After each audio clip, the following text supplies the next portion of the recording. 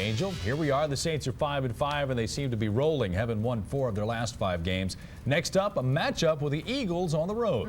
Yes, indeed. The Saints are in Philly looking to snip the wings off the 7-3 Eagles, who are on a winning streak of their own, a 5-game winning streak. The game will be at the new Lincoln Financial Field. In today's show here in New Orleans, we will discuss the Saints' playoff possibilities. The Saints need to make some things happen to make the postseason. It all starts in Philadelphia. Also, we'll talk specifically about the Eagles' defense, or lack thereof lately, and how the Saints plan to take advantage. And as always, we'll go one-on-one with head coach Jim Haslett. We'll also hear from our Saints insider, Kenny Wilkerson. That's all dead ahead here on Saints Game Plan. The Eagles are flying high in most areas of their game, but that doesn't mean they don't have weak spots. Their defense is missing 4 defensive starters for the rest of the season, and they have 4 more on the injury list for Sunday. A banged-up defense means for an explosive day for Deuce. They're starting to get healthy. They got Dawkins back last week, and I don't know if the other corner will be back this week, but obviously it gives you more motivation because now you have an opportunity to go out and have a big game. But at the same time, you have to really be on your keys because they're going to maybe gamble a little bit more on defense because they don't have the normal guys in there. The Saints are expecting the Eagles to blitz early and often. They also expect them to change up their defense, switching from the 3-4 to the 4-3. What makes this tactic so difficult to defend is the Saints O-line must always be on guard, never knowing which direction the pressure will come from. Last week we played Atlanta, which did similar things as far as changing fronts. So this late in the year, you have to be ready for everything. But the main thing is to control what you do. And as long as we don't turn the ball over and stop the needless penalties, we'll be okay. Well, it is a different scheme, but with our scheme as well, we have stuff to counterattack that. And for the most part, I think we got everything covered. But I mean, you never know until game day. But yeah, you're right, though. They do run a bunch of different schemes and whatnot, but it doesn't really affect what we're trying to do. What it will affect is how much time quarterback Aaron Brooks has in the pocket. So his team knows they have to get out there and get open quick. There'll be a lot of hit and miss. You'll have a lot of maybe 2-3 yard games, but there'll be opportunities where you can have the 40-50 yarders. As you heard from Wayne Gandy, last time the Saints were in this position against this type of defense, it was against the Falcons. And of course, you know the outcome. Saints won both those games. Of course, this is going to be an interesting matchup because of the confidence level of both teams. Obviously, the Eagles on that 5-game winning streak, a very confident team. Jim Haslett has heard a lot about his team's confidence here lately. From the lows that came after the Colts served up a beating in the Superdome to the highs that have come with 2 games being decided by a last-second field goal. With the exception of the loss to Carolina and a last-second heartbreaking loss to the Falcons last season, the Saints have fared well in the nip-and-tuck games. That kind of confidence in the 2-minute offense paid big dividends this past weekend in the win over Atlanta. For whatever reason, you guys really, when it comes to the overtime games and it comes to the nip-and-tuck games, you guys always seem to fare well. There's a mentality or something that takes over, it seems, even offensively, defensively. Somehow the ball seems to always bounce your way. Well, I think a couple reasons. One, I think we're a well-conditioned football team. We're a strong football team. And I think the other thing, our offense, when Aaron does a great job of leading comebacks or 2-minute drives or whatever you call it, he's poised and he runs the offense extremely well. Deuce's fumble near the end, in the end zone. You had to clutch your hair and say, oh, man. I mean, you had to think that was going to be it. No, I really didn't. The next play, I thought we were in trouble when Work came out of the off-tackle play. I thought we might be in trouble, but I thought we were going to win the game. Even after Deuce's fumble, I thought that they weren't good enough, or we were playing well enough on defense, I should say, to get the ball back for our offense. Talk to me about what Deuce McAllister's meant to this team over this season. Well, Deuce, I love the guy. The guy is a true professional. I mean, if anybody was hurt by the fumbles, he was hurt. He called me that night. We talked about it. Even with his 173 yards rushing and 9 catches, that probably hurt him more than anything. And I think that kind of reflects on what kind of kid he is and what kind of offense we have. He's only got 3 fumbles on the season, though. That's enough. I know a lot of running backs that go years, 1, 2, 3, 4, 5 years without fumbling. And I think he's such a big, strong guy that he can go, 1,000 carries without fumbling. He's got 223 carries and he's fumbled the ball 3 times.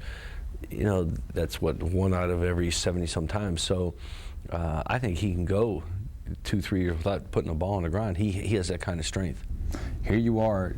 We've covered this ground before, but it's more important now because of the stage being set. You were 1-3. You didn't change anything. You stayed the course. You stayed Jim Haslett. Your coaching staff basically stayed the same. And now you're 5-5. You're right in the middle of a very tight playoff race. Talk about the mentality and the payoff. Well, you know, we went through a period early in the season. We really 1-4. We went through a period early in the season where we were banged up, and we're still a little banged up. I mean, that's kind of the way it was. But we really had no continuity. We were mixing and matching on defense. We weren't real stable, and I think we've settled down. We've played really good defense the last 5 weeks. I mean, extremely well. Special teams have been solid. Our offensive running game has been outstanding, and then our passing game is starting to come around. So I think it's just a confidence that you have in your players and a coaching staff that we'll get this thing going and turn in the right direction. And we've won 4 out of 5. We really sure won 5 out of 5. And I think this is a big test this week. This is going to be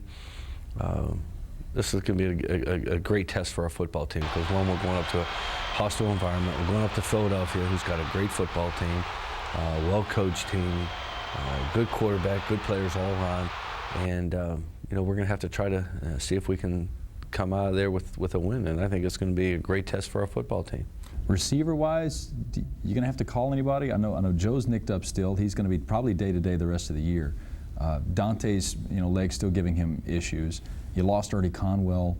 You've got some issues there. Is there anything at this point in the season you can do to address those? Do you pull up from the practice squad? What do you do personnel-wise? We're fine at receiver. We got to get healthy, but Michael Lewis stepped in, did a nice job, an outstanding job again yesterday. Tom Gardner stepped in. We had guys.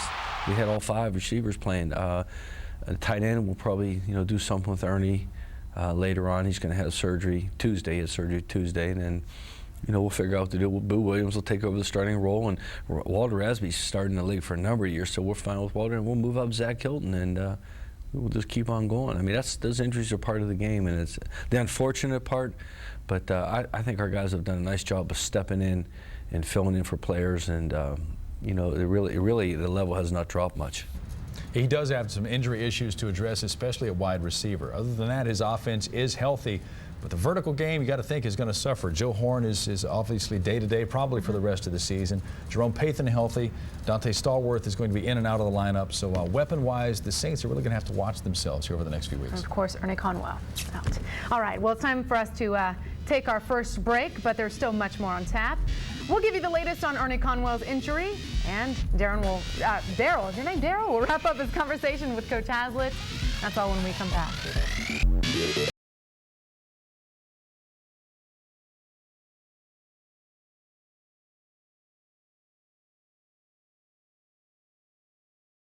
To repair a torn ligament in his right ankle and the fracture in his leg. The Saints placed him on injured reserve Thursday. Terry Wagner will be activated from the practice squad to take Conwell's roster spot.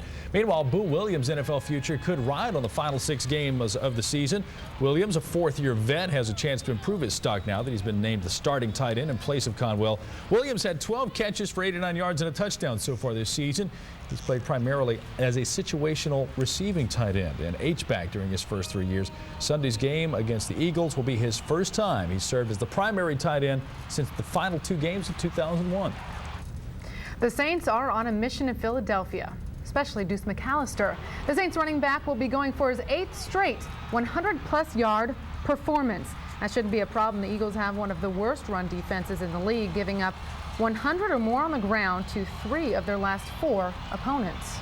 Well, it's starting to get healthy. They got Dawkins back last week, and I don't know if the other corner will be back this week, but obviously it gives you more motivation because now you have an opportunity to go out and have a big game. But at the same time, you have to really be on your keys because they're going to maybe gamble a little bit more on defense because they don't have the normal guys in there. You hear this cliche from coaches all the time, but the Saints really do hold their own fate in their hands. The more damage they can do to teams like the Eagles and the Redskins down the stretch, the fewer hurdles they'll have to jump on their way to the postseason. Jim Haslett refuses to look too far down the road. His farsightedness, as a matter of fact, stops in Philadelphia. You talked a little about Philly just a moment ago.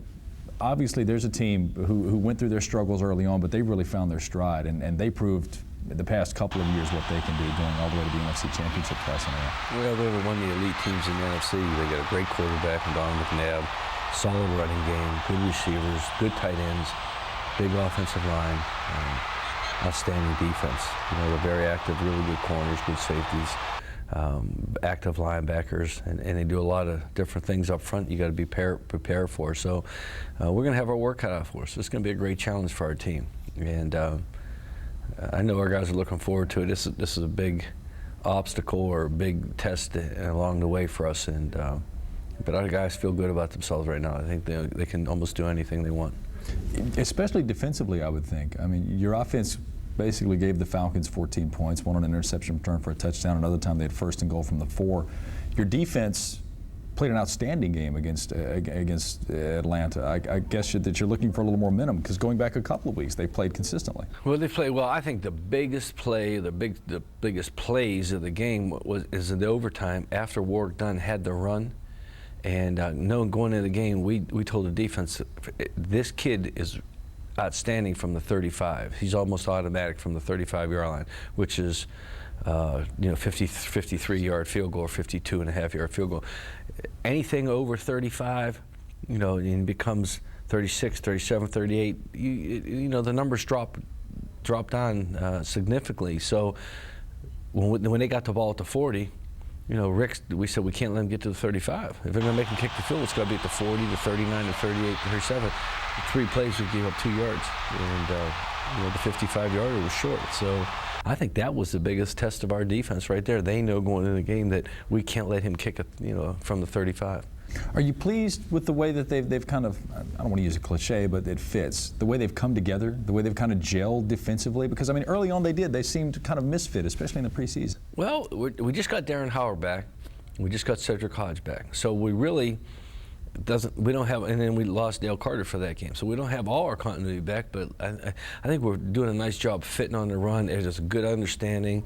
Orlando Ruff has really done an outstanding job for us stepping in. Derek Rogers has done a nice job. We got Cedric back. Jay Bellamy's playing outstanding ball. Tabucky's getting better and better, and he had another 7 tackles again this week. So everybody's starting to feel a lot better about it, and I think that we can just keep getting better in that area. You hear this all the time, but it may not be any truer for anyone than it is for you at this point. Holding your own destiny in your hands. I mean, Tampa Bay for a little while was in the forefront. They lost this past Sunday. You've already got one up on them. You get to knock Philly down a couple of notches if you beat them. I mean, there are some teams standing in your way that are right in the middle of the same champion or playoff race. Well, I think, again, I don't want to say it. I think don't worry about what's ahead. Don't worry about other teams do. I mean, it's nice if you win, you can go look at other teams and watch them. You can watch TV. But I think we just got to take care of business. And this week it's going to be a heck of a game. They got a great team. And for us to go out and up to Philadelphia and beat them is going to be a hard task. But I think our guys are up for it. And then if we beat them or whatever, then we'll worry about the next team. This week was a tough one for the Saints family. Mrs. Grace Benson, the wife of a Saints owner Tom Benson, died after a long battle with Parkinson's disease. Grace Marie Benson was diagnosed with the disease 18 years ago, but until recently, she didn't let it slow her down. She was a devoted volunteer for many causes and an executive with Benson Motors. The entire Saints organization paid a tribute at a memorial service held Wednesday at St. Louis Cathedral, conducted by Archbishop Alfred Hughes. Mrs. Benson was 76 years old.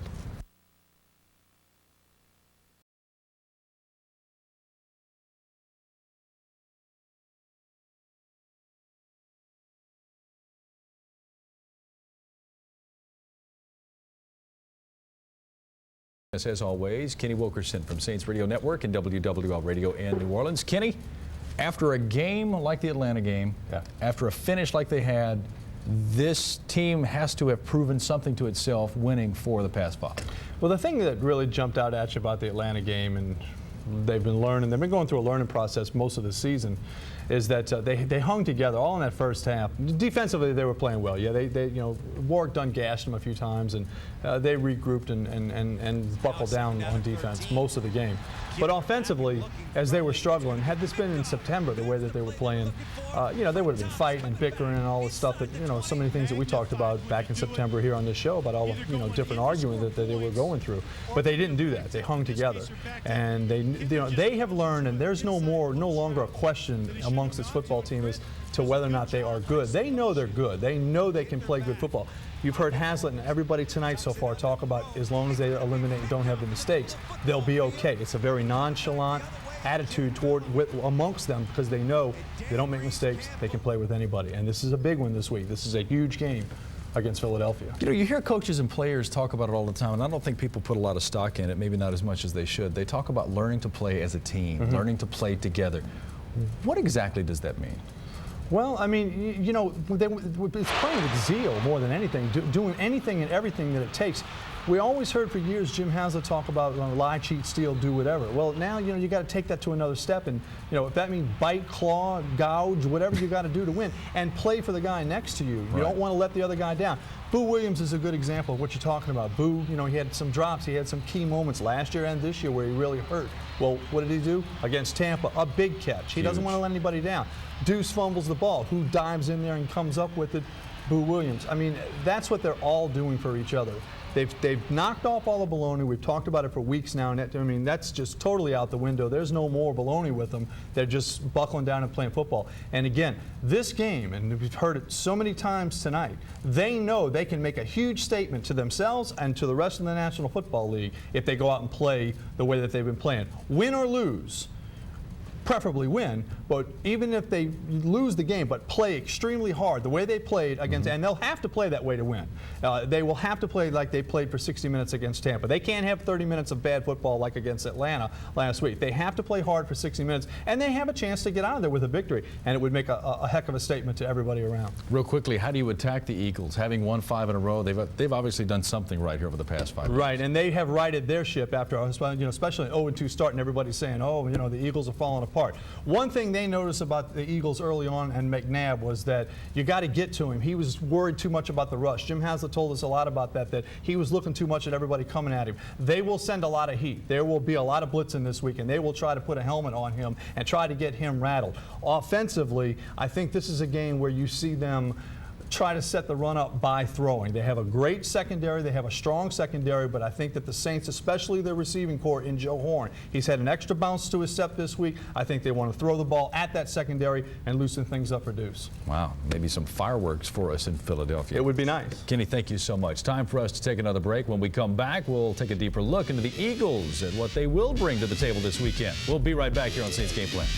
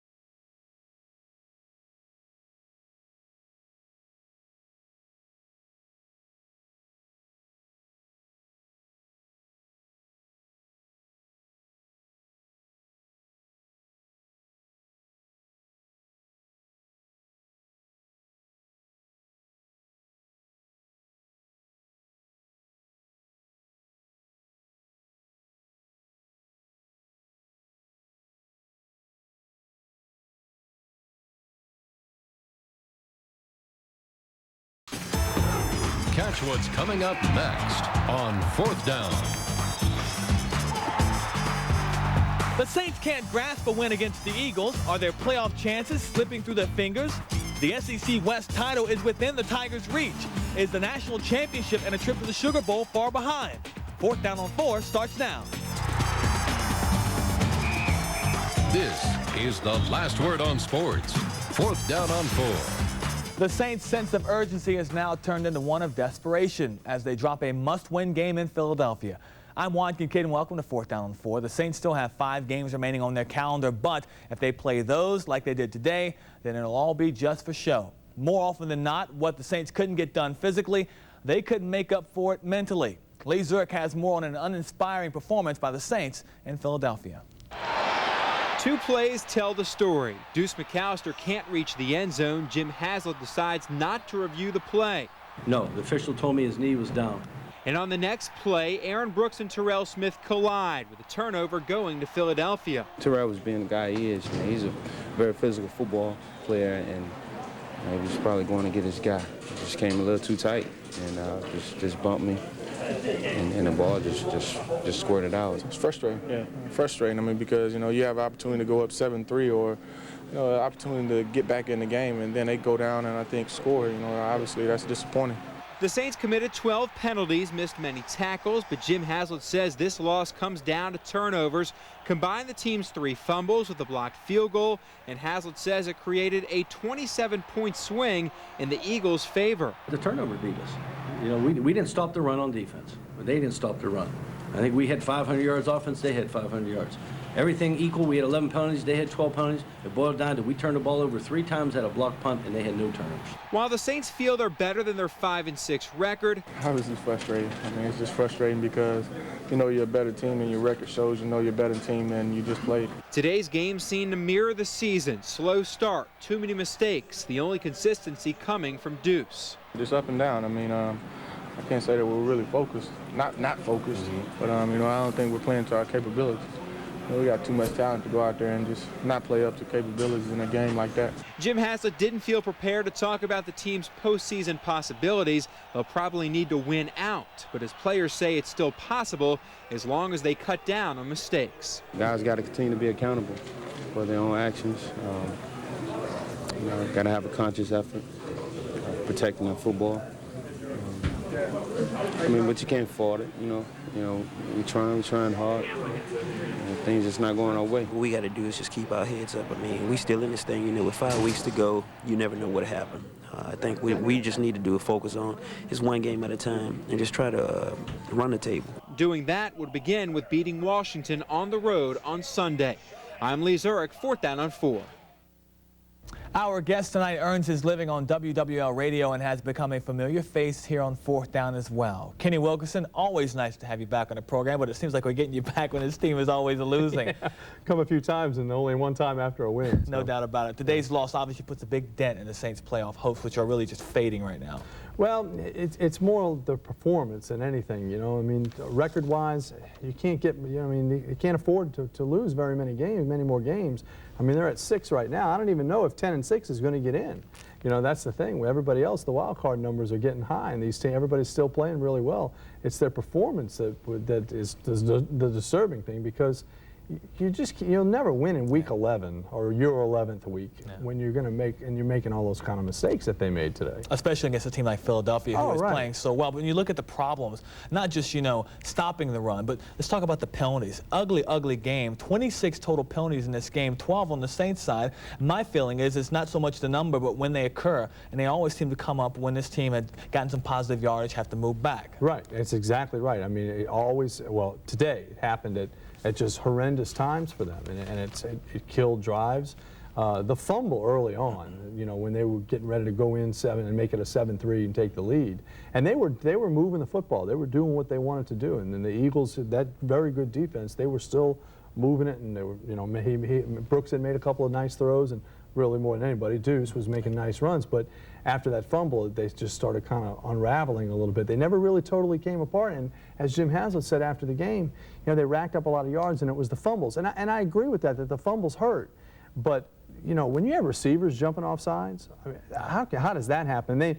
To me, you know, that's focus, and that's preparation, and that's something that they had done very well in the last month or so. Yeah. I mean, they had, you know, they were getting a whole lot better with that. But you know, today, this past week, things were a little different out there. They really were. They were a lot looser. Yeah. They seemed to be very confident, but apparently they need to not be real loose, and they need to just buckle down and be very, very serious about everything they do. Points really don't show, but offensively speaking, they were really even with the Philadelphia Eagles today. Over 400 yards total offense, over almost 200 yards rushing. So they were even with them there, but the big difference are those 3 fumbles. And that's where the problems occur. That's where the game, probably the difference in the game is. And I think that's why Haslett said that. He knows that that was probably the biggest factor in losing the game, is that they turned the ball over the times that they did. They have a great scheme, Philadelphia, and they rotate those running backs. Saints knew that.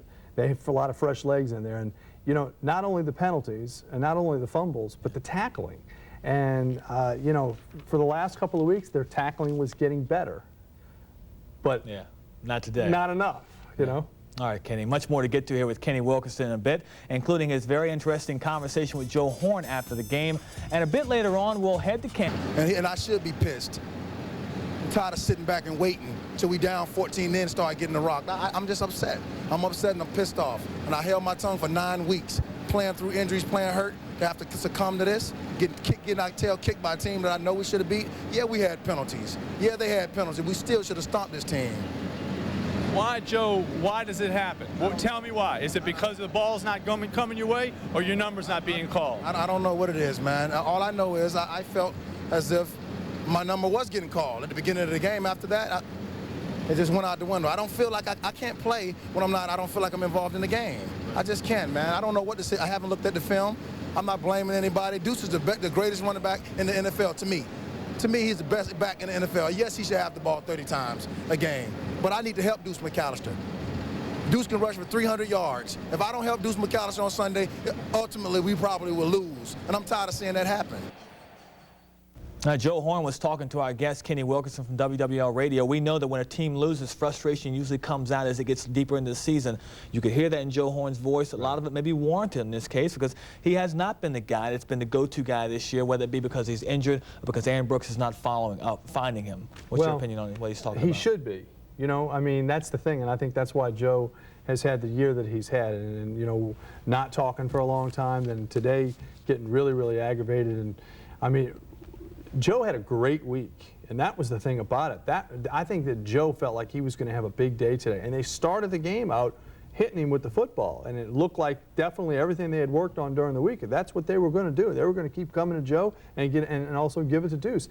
You know, I think that, I mean, it's kind of an unwritten rule. I don't know, understand. I mean, you get the balls into your playmakers' hands, Deuce and Joe Horn. They're the two top playmakers, and yeah, he was very, very aggravated after the game. He was very, very frustrated, and I think the main reason is because he knew that he's worked hard to get healthy again, and his knee was in great shape, and he was running around, and they started with the ball to him, and then they got away from him. You talked about how in practice this week leading up, it was very light-spirited, a good practice in general. Yes, yeah. But do you think that maybe it shouldn't have been like that? Should have been more focused on this sense of urgency? I do now, yeah, because for several weeks now, it's been very quiet and very businesslike out there. And then they've gone out and played hard, had some problems and had mistakes, but that happens. I mean, that's going to happen to everybody. You're going to have mistakes, not like at the magnitude that they had today.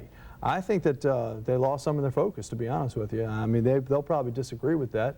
I'm sure the coaches will disagree with that, but you know, it was just too loose out there compared to how this football team turn things around by becoming quiet and very businesslike. Now here they go, they're kind of, you know, very, very loose and clowning around a little bit, and then they go out and play the way that they did. I mean, that just tells me they lost some focus. I was going to touch on the play of Deuce McAllister, but he is Deuce every week. Same old, same old. He is the one positive in its offense. But I want to focus more on Boo Williams.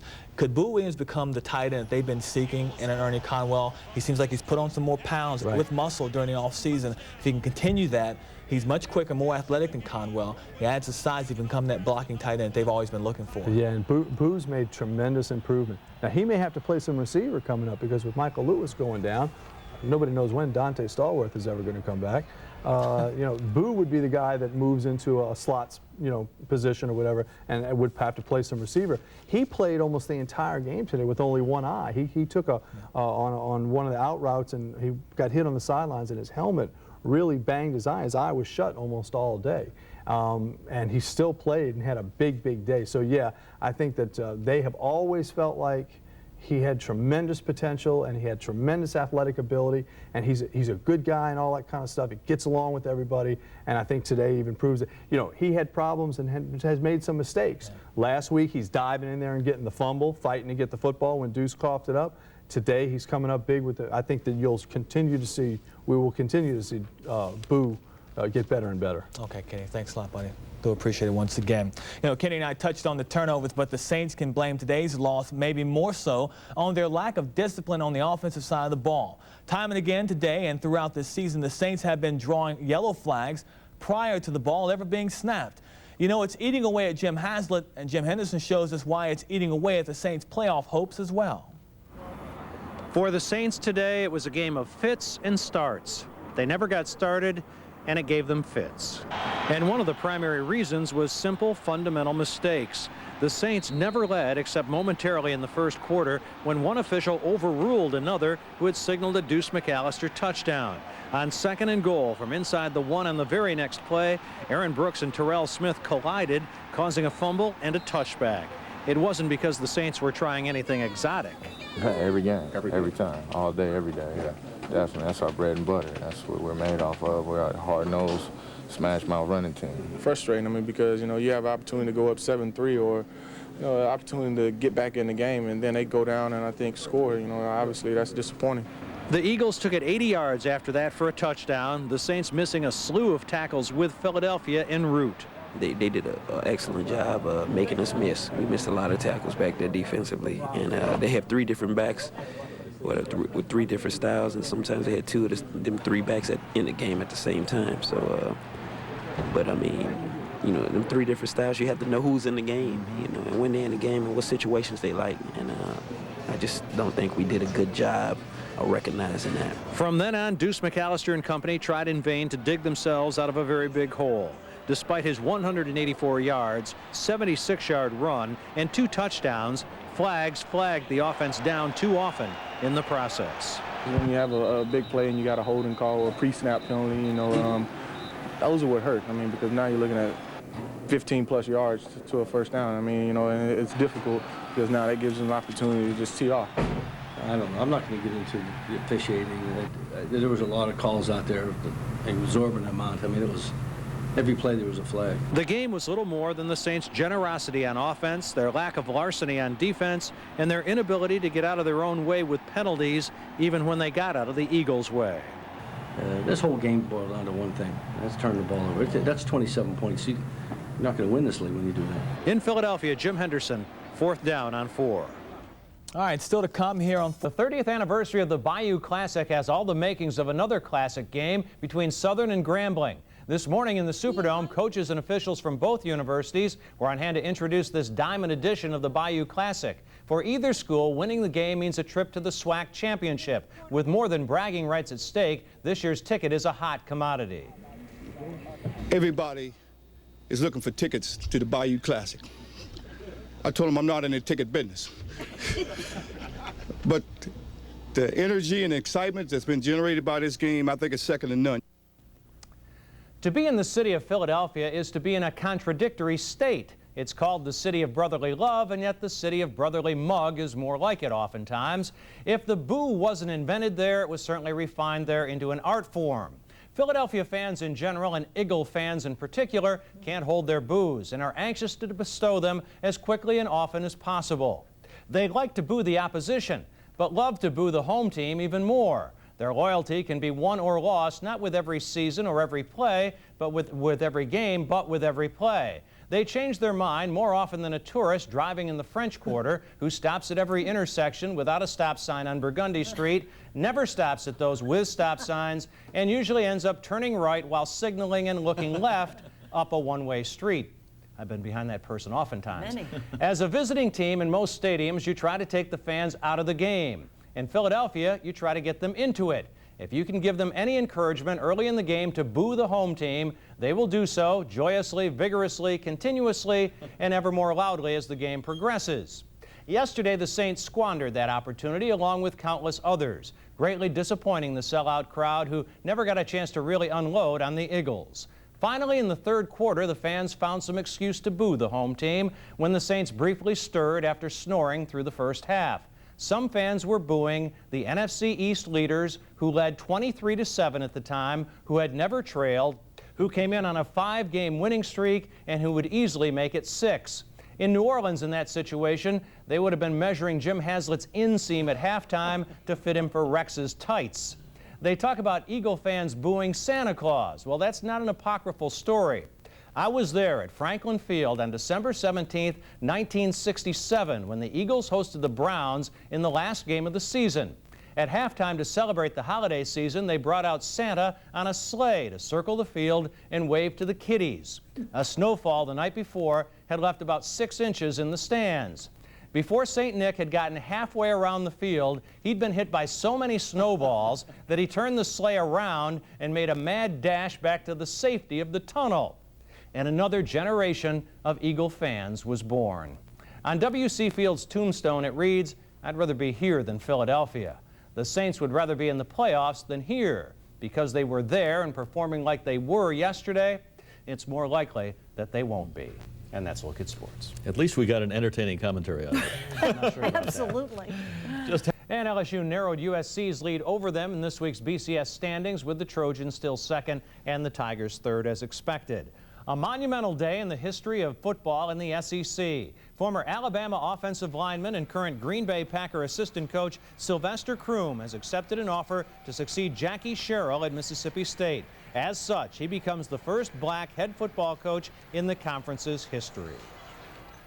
Well, standing outside the Saints' winning locker room yesterday, you could hear them chanting, "Give it to Deuce, give it to Deuce." It's an ever more frequent cheer that speaks volumes about the performance, the personality, and the popularity of the young man who has increasingly shouldered the weight of the Saints' offense and their playoff hopes.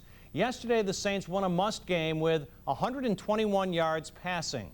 They won with a 17-yard pass reception as their longest completion of the day. They won without their third and fourth wide receivers. They won without their second and third running backs. They won without their first, second, and third return men. They won with one man getting every carry that any running back got.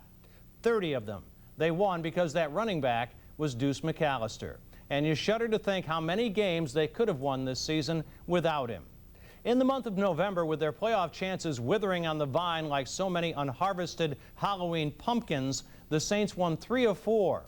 In those 4 games, McAllister rushed for 110, 173, 184, and yesterday, 165 yards. He went into yesterday's game leading the NFL for the season in runs of more than 20 yards with 12. Yesterday, he added a 52-yarder, 3 times longer than the Saints' longest pass play of the day. Oh, and he also led the team in receptions in the victory as well, with 4. Off the field, he's obliging and patient with his fans, self-effacing and generous with his teammates. Last week, after a career-high 184 yards rushing in Philadelphia, he said the milestone meant nothing because it came in a loss. There aren't a lot of players in the look-at-me era you'd believe saying that, but he has made believers of those who watch him, those who cover him, those who block for him, and those who can't catch up to him. As the chant, "Give it to Deuce," continued and the chorus swelled, there was probably only one player who refused to join it and never will. That would be Deuce McAllister. And that's just one more reason to be his fan, one more reason to be thankful he's your teammate. And that's Look at Sports. I mean, 9 straight games over 100 is getting lost a little bit in the 6-6 record. And he's got 2 games where he was almost at 100, so he very easily could have 11 of 12 games with a 100-yard rushing day. That's a remarkable achievement. That is big. Thanks, Jim. This is the last word on sports. 4th down on 4. It's fitting December will decide if the Saints season extends to next year. Hello, everyone, and welcome to 4th Down on 4. I'm Lee Zurich. A must-win game in Washington yields a win, and the Saints find themselves still in the NFC playoff hunt. A 24-20 victory over Washington puts the Saints back at 500 with a 6-6 record. Now they must do what's been rare under Jim Haslett, string together a winning streak longer than 3 games. In fact, it hasn't been done since the head coach's first season here in New Orleans. One down, 4 to go. No room for error. Keep doing what we do. We're going to be all right. We're coming home. An organization that's gone 6-8 in December with Jim Haslett as a head coach will come home needing to go 4-0 this December to have a chance to reach the postseason. We don't have any choice. We have to go out there and play hard on like we did today. We got everything in our favor. It's exciting to be playing for something in December. It's right there in front of us. Coach has said that all along. I think we're in a situation where we can get it done. The Saints got it done against Washington in large part to Deuce McAllister's 165 yards rushing. The 9th straight game he's gone over 100 yards. Deuce inching closer to Walter Payton's NFL record in that category, but he's more concerned about wins. That's what matters most. I mean, you can trade in all the records for some W's anytime. Over the long haul and over Deuce's career, if he takes care of his body and he remains healthy, that it'll be him and Walter and all those guys will be talking about him in the same breath. We going to the playoffs, baby. Deuce's running definitely helps the Saints leave Washington more confident. Jim Haslett's club has won 3 of its last 4 games. Haslett's players say the newfound swagger will help them reach their goal, making it to the postseason. This game right here should show everybody that the situation we're in, 3 out of 4 games at home, I mean, we got to lay it all on the line, week in and week out. I mean, we got Tampa coming in. We always get up to play Tampa. You know, it's going to be a big game. You know, we get the crowd involved. We're starting to get a little swag about ourselves, and that's the thing about it. So we got to play with confidence. The team must have confidence, but now must prove they're different than the ones that disappointed for 2 straight Decembers. Well, we'll see. We have to go back to the drawing board and work harder. We have to work harder now. We can't step down and think because we playing teams with winning records, we're going to just move our way into playoffs. You can't do that. So now what we have to do is get smarter, get better, practice harder, and be more focused. All right, we're joined now by NFL analyst Mike Detillier to talk more about the Saints.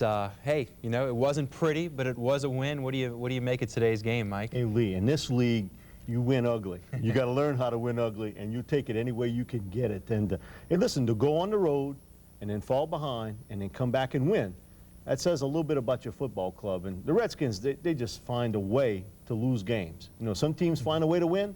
The Redskins have found inventive ways to lose games recently. All right, the Saints have 3 of their last 4 games at home. If they win out, you would think they'll probably get a wild card spot. What do you think's going to happen? That's going to be tough. And I think everybody, every announcer, every writer, every sportscaster, smart aleck guys like you and I will bring up the fact this team has been 4-7 in December and early January the last 2 years. Can they jump that mental ditch that they have not been able to clear? And it's been the way they've lost. That's been the most disturbing part of the last couple of seasons.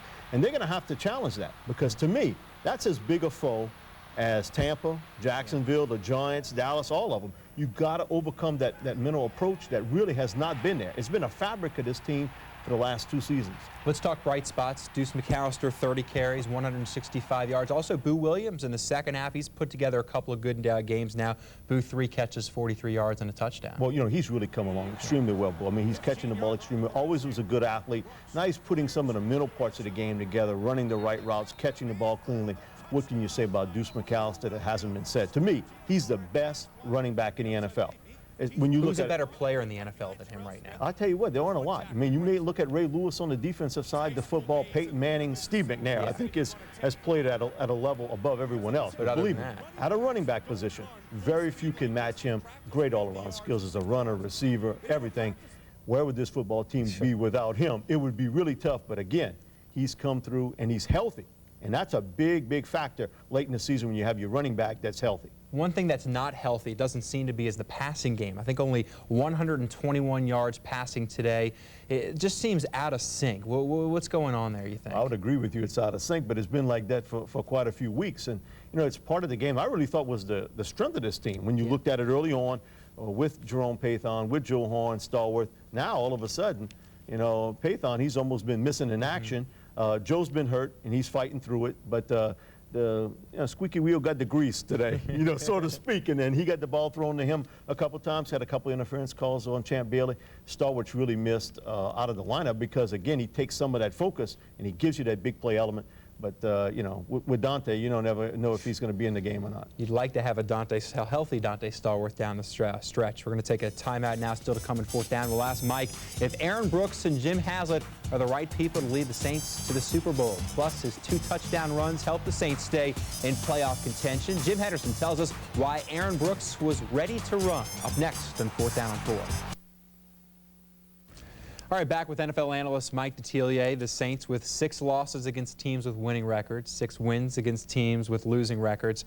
6-6 record. We have about what we expect from this team, an average team in the NFL? It's an average team in a mediocre league. And I think right now, you look across the board, that's what you see. Look, on CBS, how many comedies can match Everybody Loves Raymond? Very few. The quality's there, but it's in the AFC conference, not in the NFC. And right now, to me, they're an average team in an average league, in an average conference, and they have not distinguished themselves from that particular point. But winning on the road, to me, does tell me a little bit about this football club. Again, that December slump is going to be there for them, and they're going to have to overcome that. Aaron Brooks has taken a lot of heat from fans and the media, too. Jim Haslett is head coach. Can this club get to the next level, a Super Bowl or a championship game, with those 2 guys leading the way? Well, it won't be this year. We know that. Obviously. But it's a situation, to me, if you're asking me point blank, I would say no. I really don't see them distinguishing themselves enough that they could take this team to an NFC championship game or to a Super Bowl. He's had 4 years now. This is Jim Haslett's team, his players, his coaches. In the 4th year, when you're 6-6, it means you have not spread yourself from the pack. And again, I think that's what coaching comes in.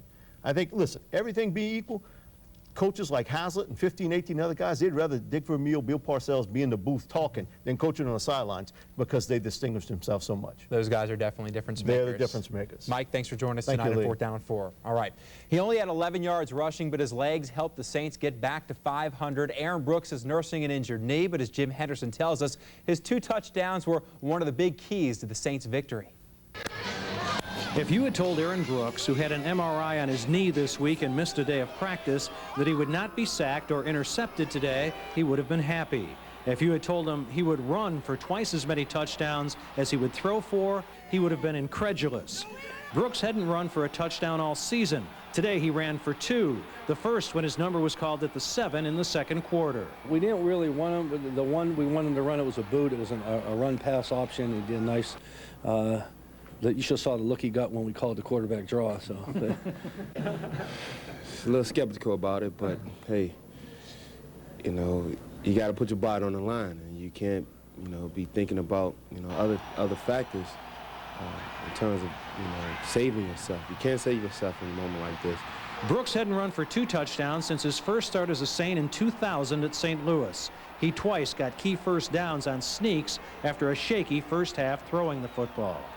Well, we just told him just launch it, let it go. He didn't practice Thursday, and he struggled a little bit Friday with his knee, and we were a little bit anxious to see how he was going to do because we were worried about it, him with his knee, and he didn't let it go in the first half. He had a couple times where he should have just threw it and trust his judgment, and he didn't. The second half he did. He came out, he threw it well. I think coach is a little wrong at that point. Okay. They did a good job covering our main guy, Joe Horn. We've just been battling with the inconsistency in the passing game due to injuries. Now it's Tampa next Sunday, the second of 4 straight sub-500 football teams before today that the Saints will face. They haven't lost to a losing team yet, and with another victory will be a winning one for the first time this season. Well, we'll see. We have to go back to the drawing board and work harder. We have to work harder now. We can't step down and think because we playing teams with winning records, we're going to just move our way into playoffs. We can't do that. So now what we have to do is get smarter, get better, practice harder. In Landover, Maryland, Jim Henderson, Fourth Down on 4. All right, later on Fourth Down, we'll recap. Green along with Natalie Angel. This week is another big game for the Saints, a must-win if they want to give themselves a chance to make it into the playoffs. It's going to be a tight game. The Tampa Bay Buccaneers are in town. They are the reigning world champs. But this year, chumps might be a better way to describe their play. But nonetheless, the Saints can't take the 5-7 Bucs lightly. No way, no how. This is a team trying to keep their postseason hopes alive and get payback against the Saints for beating them the last 3 times these two teams have met. Coming up on this week's edition of Saints Game Plan, can the Saints run the table? 4 games left, all of them must wins, starting with the Bucs. Deuce McAllister is making history with almost every carry. He's being compared to one of the all-time greats. We'll tell you why. We'll go one-on-one with head coach Jim Haslett, and we'll take you inside the huddle with the Saints Insider. That's all just ahead here on Saints Game Plan. There hasn't really been anything spectacular about the play of the Saints this season, except for, of course, the deuce. Everyone else is simply getting by. They win, which is a good thing. Some say not very pretty, but be sure not to tell Coach Haslett that. This season, the Saints have done just enough to notch up a W, and it's worked so far. But the final 4 games are much too important to put up just enough points. All this is not news to the players. They are well aware there is room to improve. Despite of what has happened, you know, we where we should be. I mean, we haven't been playing well across the board, but you know, so what? A lot of teams haven't. The good thing is we've been finding ways to win, good or bad or excellent. You know, we're trying to search for the perfect game, but that's just not realistic in the NFL. So we got to do whatever we can to come out of each week with a win, and that's what we've been able to do. Now, if there is one team the Saints don't mind playing, it has to be the Buccaneers. They've owned this team for the better part of 2 seasons. The Saints will be going for the sweep Sunday in the Superdome. They took the Bucs out in Week 9 in Tampa. They have home field advantage this time as well. So don't say anything about psychological advantage or matching up well with the defending champs. The Saints say they just rise to the occasion when faced with such a challenge as taking on a very talented Bucs team. When you are the Super Bowl champions, defending champions, teams are going to play harder, teams are going to prepare harder, and I try not to make more mistakes against you. And I think this year that's what the team's been doing against Tampa Bay. They still have a great football team. They have a great coaching staff there, but right now the bug is biting them a little too much so far.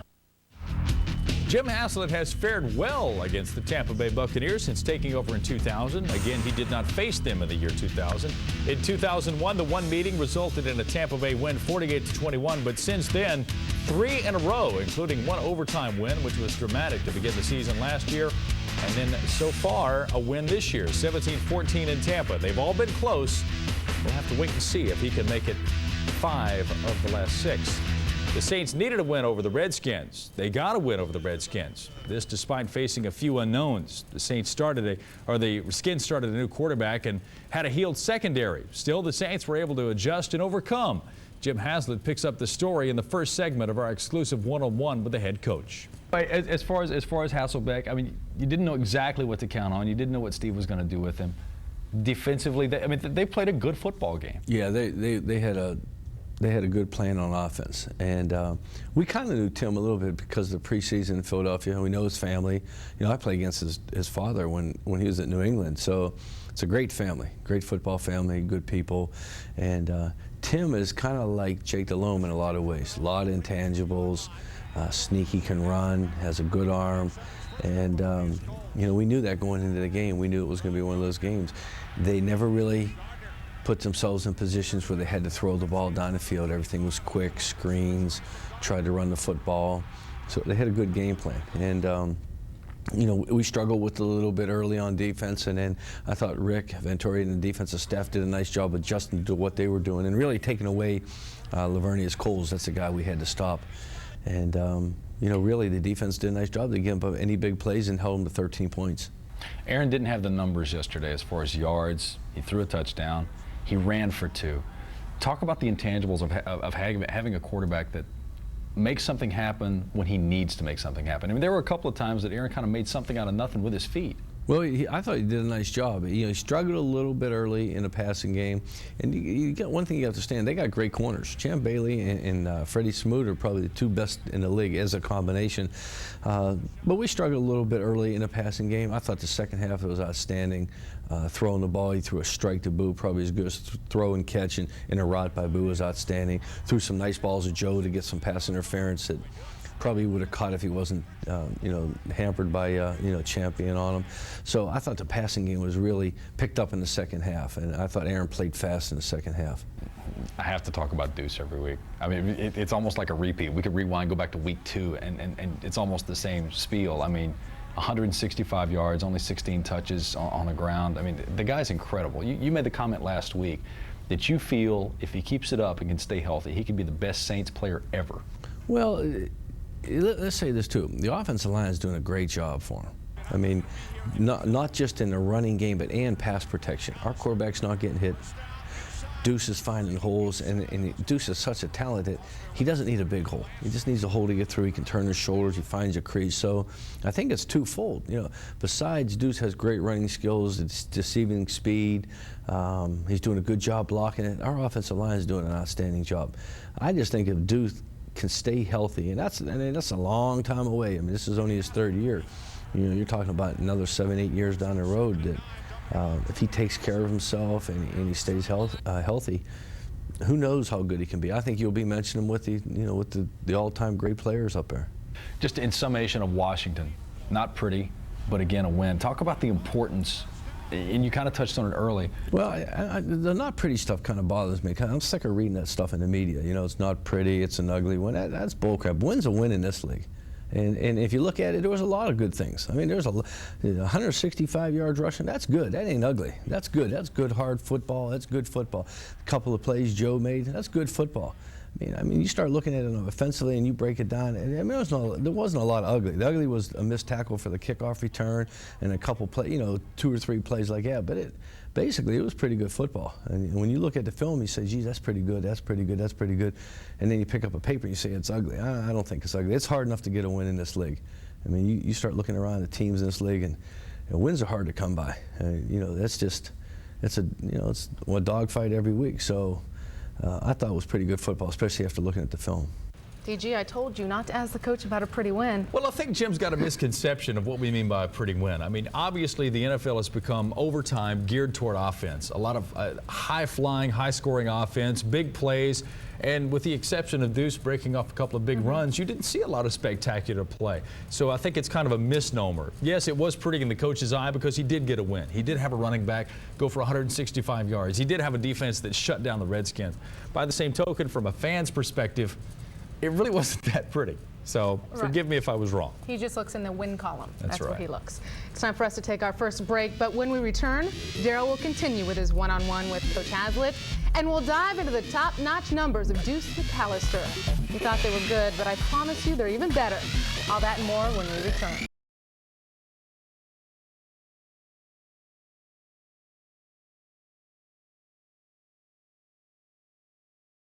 Made some roster changes after the thinning at tight end. Jim Haslett called up David Sloan to play again. To make room for the veteran tight end, defensive tackle Henry Ford was released.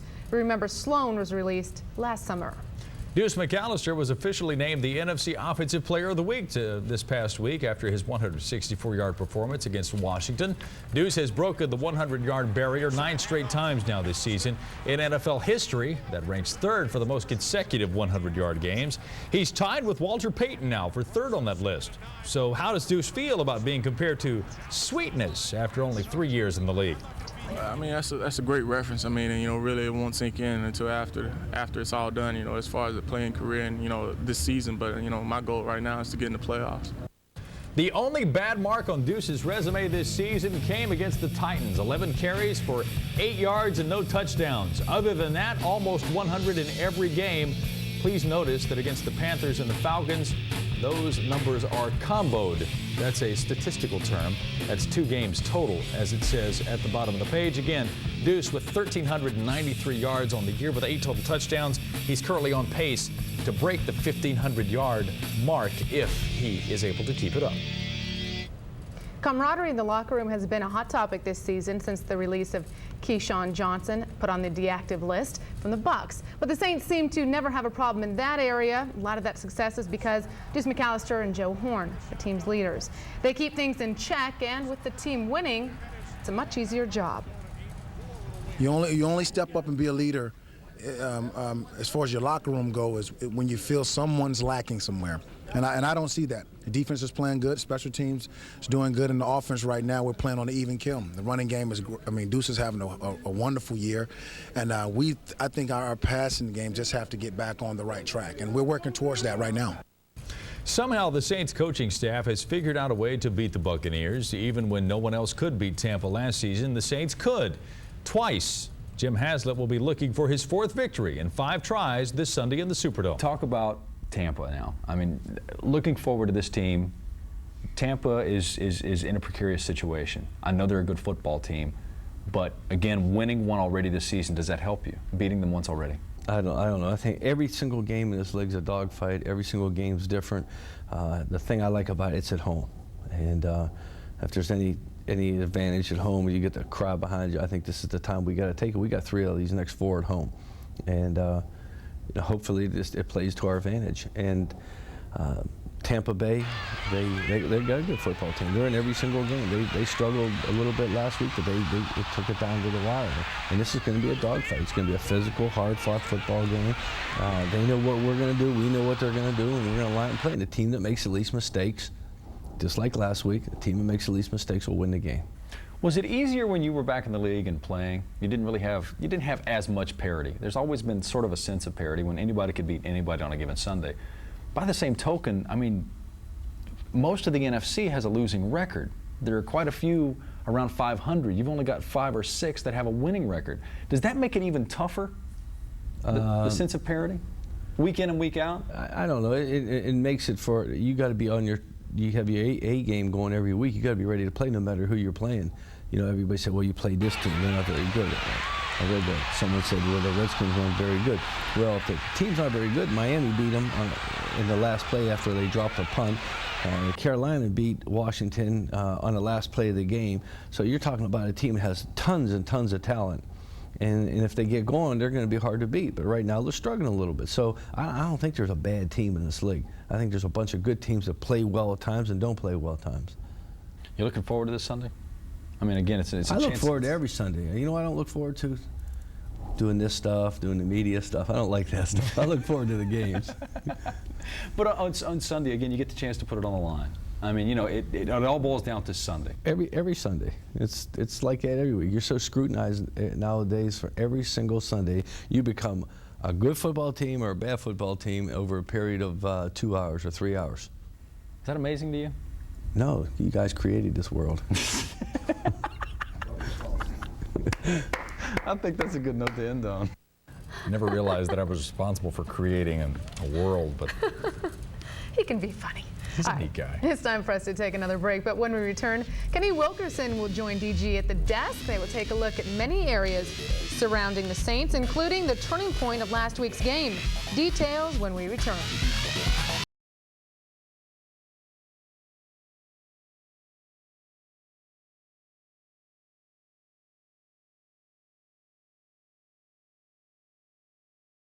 We are now joined by the Saints insider, Kenny Wilkerson from WWL Radio and, of course, the Saints Radio Network. If you tune in on Sunday afternoons, you'll always hear Kenny's reports from the sidelines. Kenny, welcome.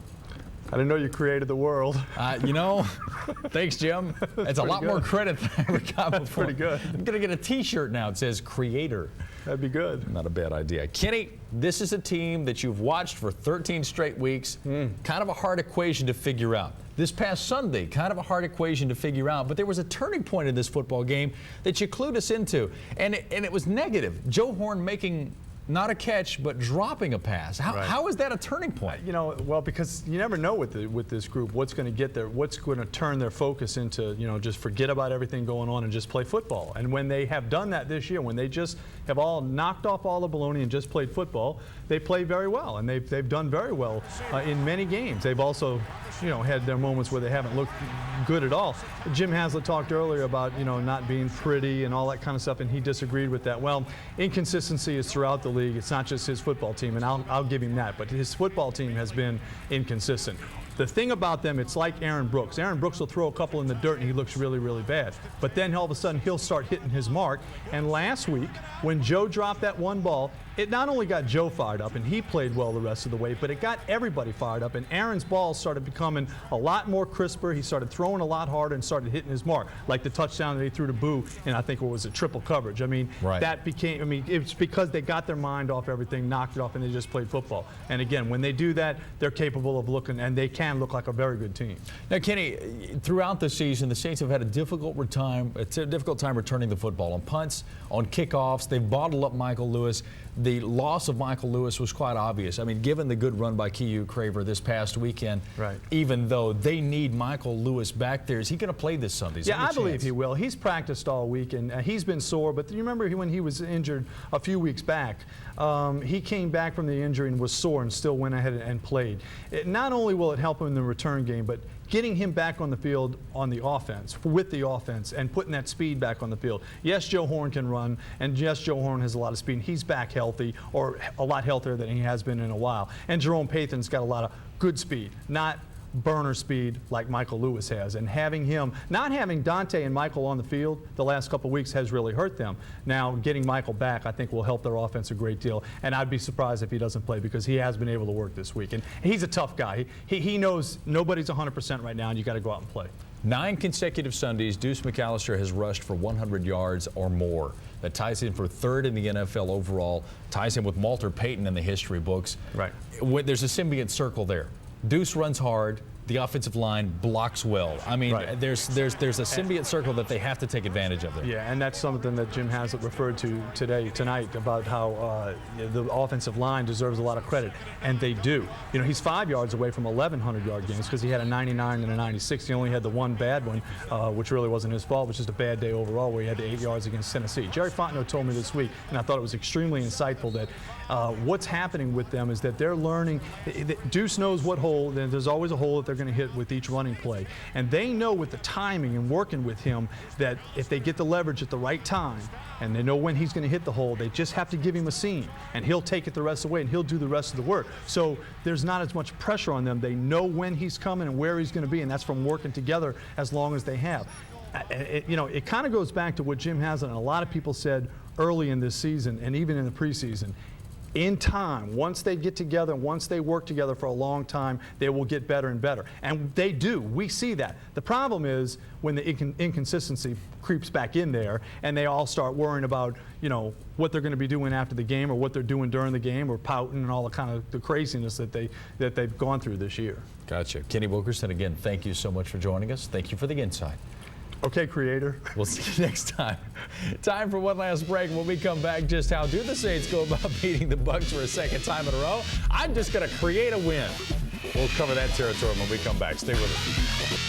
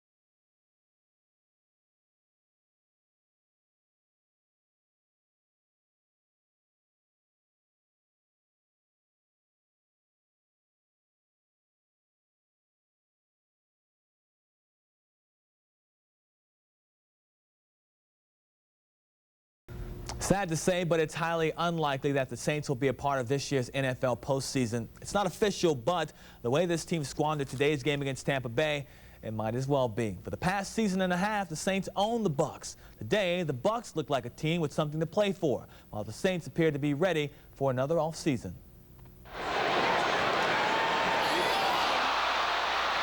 It was disastrous. As you stated it, maybe it's the starting point of a spiraling effect. I think you're rolling along, and just 2 plays, we're down 7. So it's just the ebb and flow of the game. We came up on the short end of the stick. It's not a mystery. The game came down to the 4 turnovers and a blocked punt. You can't overcome that. Haven't the Saints been down this road before? Final stretch of the regular season, a playoff berth in sight.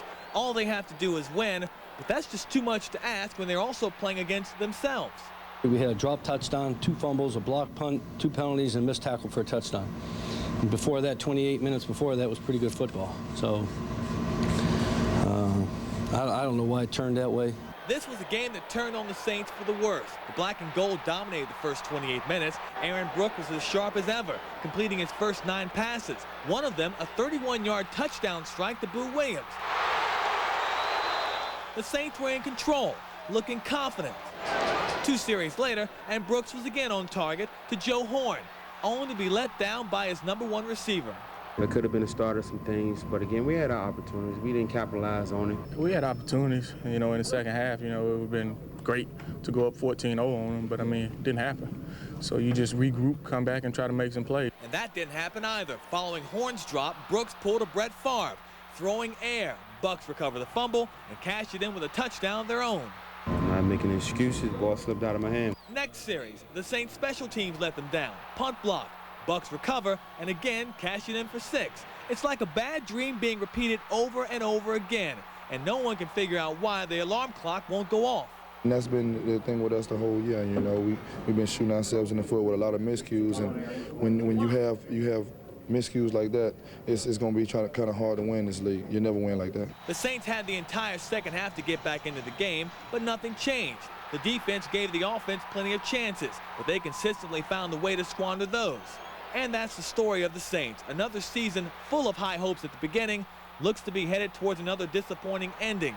No playoff berth, just plenty of coulda, woulda, shouldas. And once again, the Saints have no one to blame but themselves. Same road, same dead end. Back inside here with Times-Picayune sports columnist John DeShazer. Have the Saints blown their last playoff hope? You got to believe they're done. The only thing that could possibly happen for them is, number one, you've got to win out. Well, what has this team done to make you think they can win out? So now you got to depend on other people to help you. Well, the best thing you can do is handle your own business. And when you lose to a team like Tampa today that was so ready to lay down and die, when you can't win that game, I don't know how you can expect that team to win 3 straight games to put themselves even in position to get in. Where does the blame lie? People can say Aaron Brooks, he put the ball on the turf a number of times. I think maybe some of it has to go to the coaching staff when you have, first and goal inside the 5-yard line and you start throwing 2 passes instead of giving it to the best running back in the NFC. Who gets the blame? Who should get the majority of the blame for this loss today? I don't know. You've got to, certainly assess some to Aaron. He's got to handle the ball better. 4 fumbles is not going to get it. 3 of them lost. Now, you can take into account, you can say, well, the first fumble, he fumbles, he loses. The play before, Joe drops a touchdown on him. Joe Horn drops a touchdown on him. Now, all of a sudden, the complexion of the game changes. But, a quarterback has to protect the ball. He's got to inspire his teammates. And you can almost see this team start to hang their heads a little bit when something bad goes wrong, and you almost get a feeling like they're thinking to themselves, you know what, we're done for. We're done for. So, obviously, you've got to blame some to the quarterback. But also, you got to go a little bit higher. And I think you go all the way to maybe choosing the personnel that they have. If you notice today, Dale Carter was inactive. Yeah.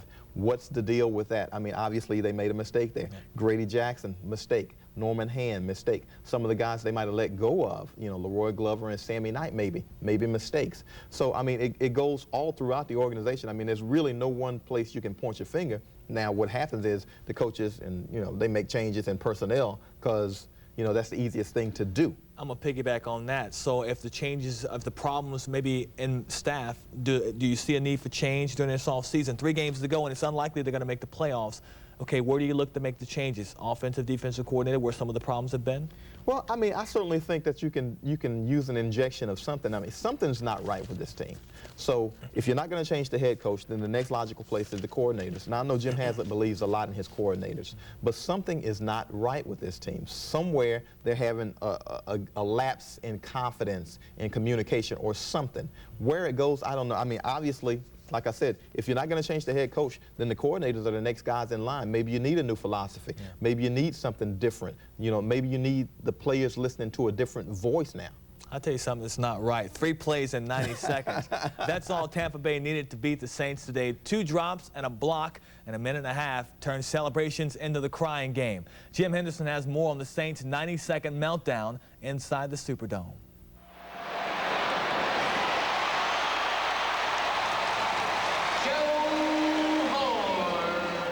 When the Saints got the 2-minute warning in the first half, they never imagined that with no warning, they would self-destruct.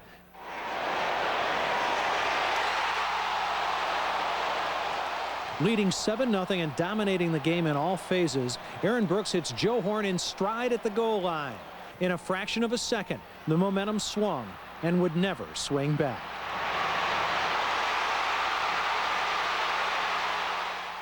What could have become a dagger to the Bucs' heart with a catch instead became a mortal wound to the Saints' heart when it was instead a drop.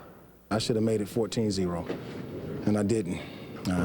Not concentrating, knowing that it was a touchdown, knowing that I was going to catch it, and instead of catching it with my hands like I caught every other ball, I was trying to body the ball to secure the catch. Aaron Brooks said he had already put the touchdown on the scoreboard. 3 plays later, the touchdown would be the Bucs, not the Saints. 1 play after the incompletion, the ball slipped from Brooks' grasp, and the game began to as well. After Jermaine Phillips recovered and ran it down to the Saint 37, the Bucs put it in the end zone 2 plays later on a 14-yard strike from Brad Johnson to Ken Dilger. New game, new life for the Bucs. 3 plays after the ensuing kickoff, Brooks was fumbling again, though Jerry Fontenot recovered for the Saints. The relief lasted as long as 1 play. On the very next play, with the Saints forced to punt, Mitch Berger suffers his first block punt of the season, with Ronde Barber running to the 1. I probably should have got it out faster. So in my own, you know, as far as everything else, that you have to see film for that sort of thing. But, you know, I probably should have got the ball out faster, I guess, that close to the end of the half. So, you know, all I can do is, you know, look at my part in it. From there, Brad Johnson with an easy 1st and goal toss to Warren Sapp for the Bucs' 2nd touchdown in a minute and 14 seconds. It would be the last score of the game, as the Saints never got it going offensively again. In the final minute and 54 seconds of the first half, the game turned and was essentially decided. After a perfect quarterback rating in the first quarter, it became a perfectly awful day for Brooks, beginning as the second quarter ended. Sacked 7 times, fumbling 4 times, losing 3. Game, set, match, season. Jim Henderson, 4th down on 4. John, those 3 plays really the difference in the game. I mean, that pretty much told the story. They scored 14 points from them. Ends the game for the Saints pretty much. Can't get things started in the second half. Your final thoughts on where this Saints season is going to go, where it can go, or the fact that they're not going to, maybe not go into the playoffs again this year? Well, I mean, I think the season's pretty much over with. I mean, those 3 plays show how fragile a psyche this team has. I mean, you have to be able to rebound from something like that. Particularly, you know, you're going into halftime and all the bad things happen, but you've got another two quarters to kind of rebound from those things. Now, if you can't do it, it says something about what's between this team's ears and what's in this team's heart, that they can't rebound from that kind of thing, because that kind of thing doesn't happen to the New Englands of the league and the Tennessees and the Indianapolises. Okay. John, thanks for being with us. Thanks, man. Appreciate you being here once again. Have you back again very, very soon. Hope we can talk more better news about the Saints. Stay with us. We'll be back with more 4th Down on 4 in just a... And you think you've got some important decisions to be made before Christmas. Well, just imagine Jim Haslett's dilemma. Yesterday, he saw in 1 game what he's been seeing for 3.5 seasons. Just how good Aaron Brooks can be, and just how bad Aaron Brooks can be. As the Saints essentially fell out of the playoff race again, Haslett is left to ponder these questions again. Could we have won that game yesterday with a more consistent quarterback? Will Aaron Brooks ever become that quarterback? Do I have that quarterback behind him on my roster? Could I find that out under these circumstances? And what would it cost this team, this coaching staff, and this franchise to find out? With 3 games left in this season, I think back to the same juncture in 1989. The Saints had just lost at Detroit to fall to 6-7, same as they are right now. A frustrated Jim Mora benched Bobby Hebert for a fiery, strong-armed journeyman quarterback named John Fourcade. Without any playoff pressure upon him, Fourcade catches lightning in a bottle, gets a season worth of lucky breaks in the last 3 games, and wins them all. The Saints finish 9-7. Hebert holds out in 1990. Jim Finks gets a false positive reading on Fourcade and convinces himself he found the quarterback to take the Saints to the next level in those 3 games and makes Fourcade the season opening starter in 90. After John throws 3 touchdowns and 8 interceptions, the Saints trade for Steve Walsh, go 8-8, squander their Super Bowl chances while blessed with the best defense in team history, and begin a decade-long search for a quarterback as good as Bobby Hebert was at that time. Look at the parade at the position in the 90s. Steve Walsh, Wade Wilson, Jim Everett, Heath Shuler, Billy Joes, Hobart and Tolliver, Danny Werfel, Kerry Collins, Jeff Blake. Not very pretty, is it? Well, now we reach another crossroads. Suppose the Saints bench Brooks for Todd Bouman, who becomes John Fourcade. In 2003 becomes 1989, all over again. Suppose he wins the final 3 meaningless games and Aaron Brooks becomes Bobby Hebert. Is Todd Bouman the future? Is Aaron Brooks the past? Could Bouman do it over a 16-game season? And if he falls flat over these 3 final games, would Brooks' confidence be so shattered that you could never rehabilitate him? Remember, that confidence is so crystalline in the Saints' mind that they essentially tried to keep Bauman's contract extension last week a secret so as not to imply any displeasure with the status quo. 14 years removed from 1989, we can see clearly that that decision was the wrong one and what it cost those who made it and the fans who supported it. 14 years from now, we'll be able to see clearly what replacing or not replacing Aaron Brooks meant for better or for worse. It's certainly not clear at the moment. The only thing that is that 14 years from now, all of them and some of us will no longer be around in all likelihood, and it's clear that the short-term effects of that decision will determine how long they as coaches and you as fans will be around as well. And that's a look at sports. Very interesting, Jim. After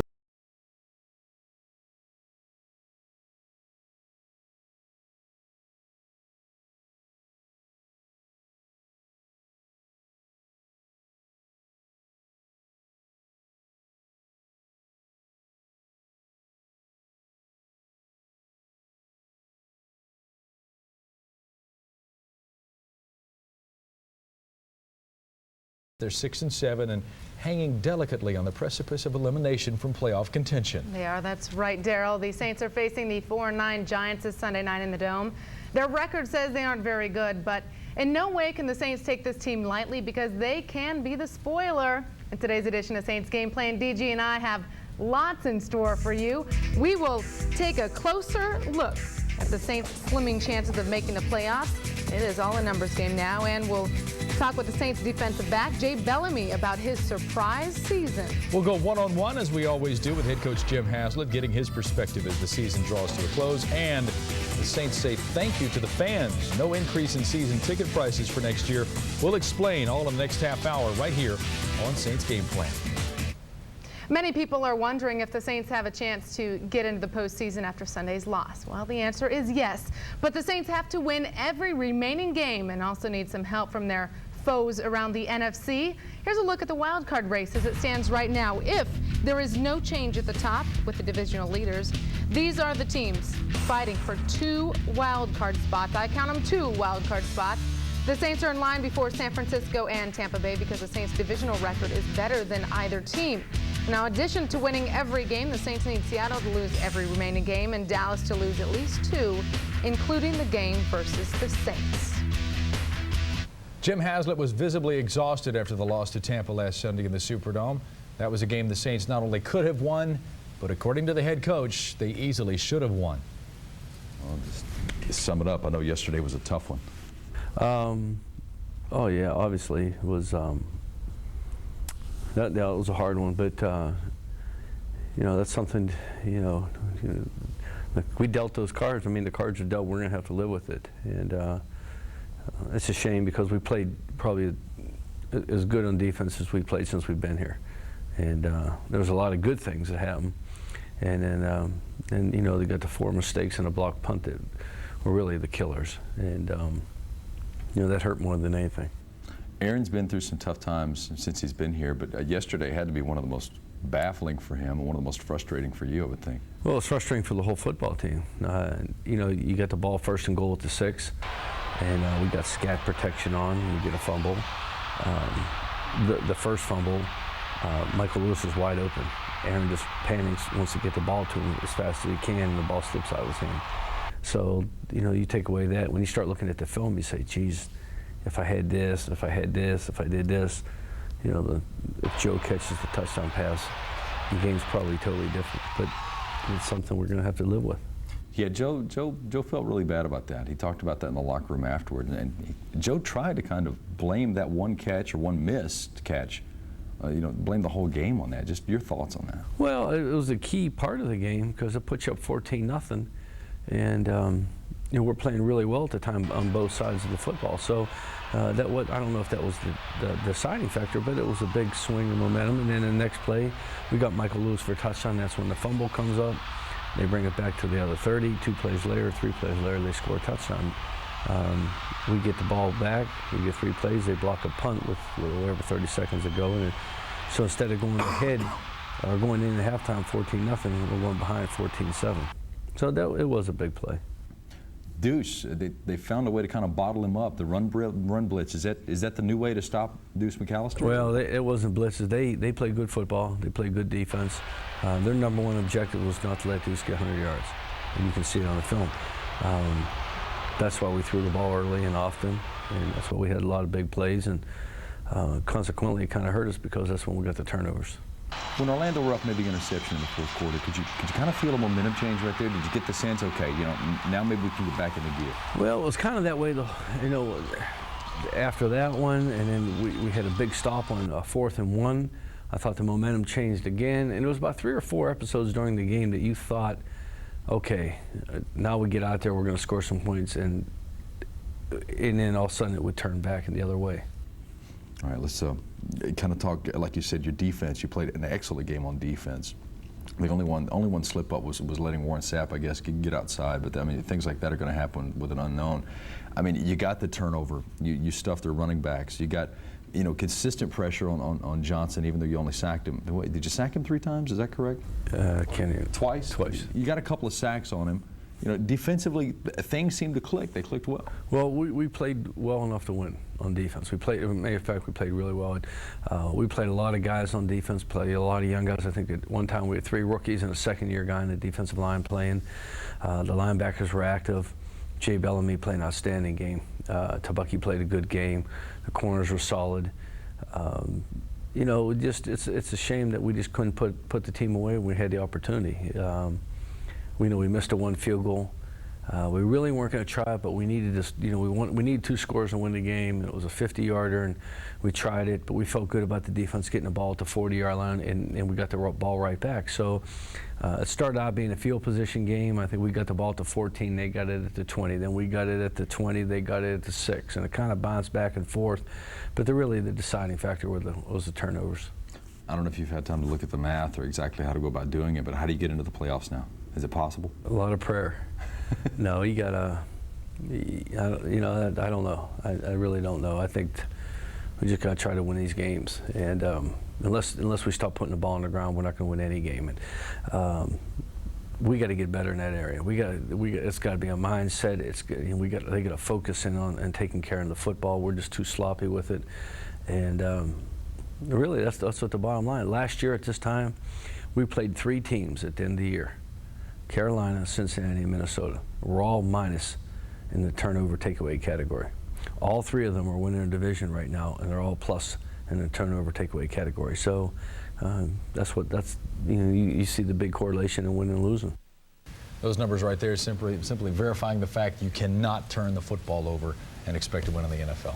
All right, it's time for us to take our first break, but when we return, DG will continue with Coach Haslett, and Jay Bellamy has been a key part of the Saints defensive unit.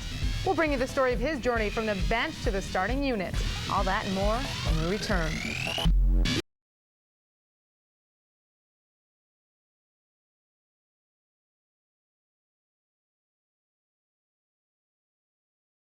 They have 3 games left. They're all obviously must-wins. As we described earlier in the show, the Saints will need plenty of help to make it to the postseason. Jim Haslett says all his team can do at this point is beat the Giants. It's kind of a difficult situation because, I mean, mathematically you're still in. The probability of getting in seems slimmer now, obviously, with the loss. Is this the hard part? Is this the hard time to motivate players? It shouldn't be, because they get paid to go out and perform each week. There'll be a lot of evaluation processes going on throughout the league and on this football team the next 3 weeks. We're going to see who wants to come and play every week, because obviously you want to surround yourself with players that they're going to play hard no matter what the circumstances are. And like I said, we you know, the cards we got, I mean, that's the ones we're going to have to play. We're 6 and 7, and we'll have to deal with it. So the best thing we can do is try to go out and win these next 3 games if we can. Of course, it starts against the Giants on Sunday night. Just your thoughts on the Giants and what they bring to the table. Well, they're banged up. You know, they got a lot of things going on right now. They're still an explosive team, a lot of weapons. Very good front four on defense with Strahan, Hamilton, Washington, good players. Mike Barrow playing linebacker, Jones. So Brandon Short, they're a very active front 7. Secondary's banged up a little bit, but they're still pretty good players. Tiki Barber's one of the best running backs in the league. They got speed at the receiver, and Monty Toomer and Ike Hillard. So I don't know what Shockey's situation is, but you know, you start looking at their team, and they got a lot of players, but they are banged up like a lot of teams in their situation right now. Yeah, I don't know. It seems like this time of year we talk about it a lot, and maybe it is just because it's this time of year, but injuries seem to be killing a lot of teams right now, and the teams that injuries aren't killing are the ones that are really excelling. Well, the teams that have been to the Super Bowl the last couple of years really have only 1 or 2 injuries a year, and if you look at the teams that are winning right now, they're the ones that are relatively healthy. You know, we've had our share of injuries up and down, all around, special teams, offense, defense, and we've kind of fought through all those things. But you know, you feel for some of these teams that, you know, have lost, have 11 guys on the injury reserve list. Remember last week your injury sheet was about 3 pages long. How do you sit this week after the game? Well, we're basically the same guys out from last week. You add Charles Bentley to the list. I don't know what his situation is right now.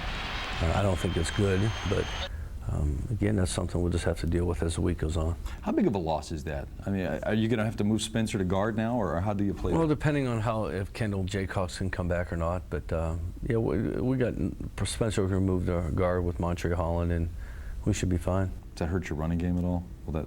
No, Spencer's a good football player. Started in the league last year for us for a year, and he's been in the league a number of years, so we'll be all right. Sunday night in the Dome at 7:30. Again, a must-win situation. Of course, they're all must-wins in December. Yeah, they're all must-win. You know, we're just going out there and hopefully we can take care of the football, and we'll see what happens. If we take care of the ball, we'll be all right. One of Coach Haslett's bright spots has been the play of strong safety number 20, Jay Bellamy. Going into the year, Bellamy was a backup DB for the first time since his rookie year. But when Mel Mitchell suffered a season-ending injury, Bellamy's number was called, and once again, he was a starter. I always saw myself a starter, so when I got my chance to get back out there, just wanted to have fun and make plays. And that is exactly what Jay Bellamy has done. So far this season, Bellamy has racked up 60 tackles, 11 assists, 1 INT, and a forced fumble.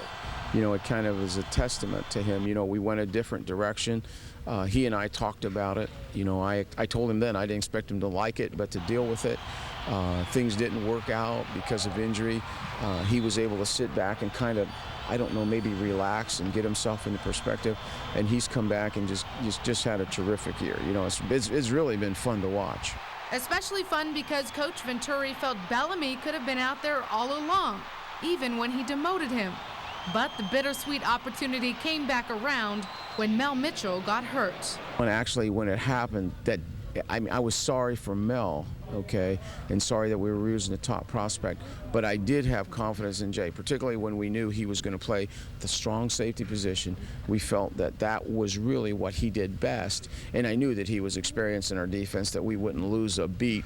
You know, first of all, I had to be a team player and not worry about if Mel was out there making mistakes. I should be in there, that type of situation. You know, be a team player and go out and do my job on special teams. So that's basically what I want to do, but at the same time, it didn't happen that way. So, you know, I had to put my starter hat back on, you know, and go back out and be a leader and try to get the job done. Bellamy prides himself in being successful in all those areas. But Coach Venturi is especially impressed with how Bellamy leads the defense like a herd of cows. And if anything, you know, he's been a real, I think, bell cow in there with a bunch of guys that have come together for the first time, that are playing in many situations the first time and something comes up. I'm just trying to keep playing at a high level. I mean, once you can't play at a high level, you should step back, but I'm playing at a high level, and that's all any athletes want to do.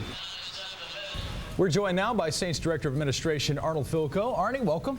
Welcome, thank you. You got some big news for us. I understand that as far as season tickets for next year, your plan is already in place, and Saints fans should be pretty happy with it. Well, I think they're going to be real happy. First of all, it's a thank you to our fans for all of the support. You know, we announced yesterday another sellout, which is the entire season got sold out. That's 3 years in a row, 30 games. So we have great fans. It is truly an untold great story around both the NFL and the country. And we announced our new ticket plan, and very fan-friendly. We're basically just going to keep the whole ticket structure in place from last year. No increases at all, and hope our fans will stay with us, and we can continue to build that season ticket base. Cheapest ticket in the house is $15 a game, which you know, is really among the lowest, if not the lowest, in the NFL. And you know, we've got prices for fans of all demographics all over the Superdome, and you know, we need them to come support us. We set a club record last year of season tickets. We need to keep that and hopefully grow. Now, all right, I'm a season ticket holder now. We're still in the season, still a couple of games to go. When do you guys start mailing out packages? When do I get to find out exactly, you know, if there are any new quirks, new twists, new packages available? When do I get that flyer in the mail, and when can I start thinking about next season? Yeah, we won't do that there until after the season. Obviously, we're still you know, playing for this season. You know, we got a big game coming up this weekend, and you know, we're still alive for playoffs. I know we got a lot of things have to happen, but we're still very much in the mode of 2003. But we wanted to get this plan out there. We wanted to thank our fans, and they can sign up now if they want. We'll take some deposits, we'll take names, but after the season is when all of the mailings start to go out. Of course, after the season stops, you've got another season to think about. I know the Voodoo is starting to crank up. You've got a big hand in that as well. Ticket packages available. How do I get interested in arena football? Well, how do you get interested? It's a great game. First of all, when you come to see a Voodoo game, you're going to immediately become a fan. It's so fast-paced and fun. But ticket packages, season tickets are on sale now. They're less than $100 we start at. It's a great way to bring the family to the New Orleans Arena, which is the building we play in. And you know, once they see the Voodoo, they're going to have a great time. February 14th is our first game, Valentine's Day, so it's right around the corner. Oh, what a great lovers special. Yeah, we've thought about that. Saints Director of Administration Arnold Filko, thank you so much for joining us, and we'll see you at the Dome Sunday. Thank you. Folks, it's time for us to take another break. When we come back, we'll be talking to the Saints insiders, so stay with us here on Saints Gameplan.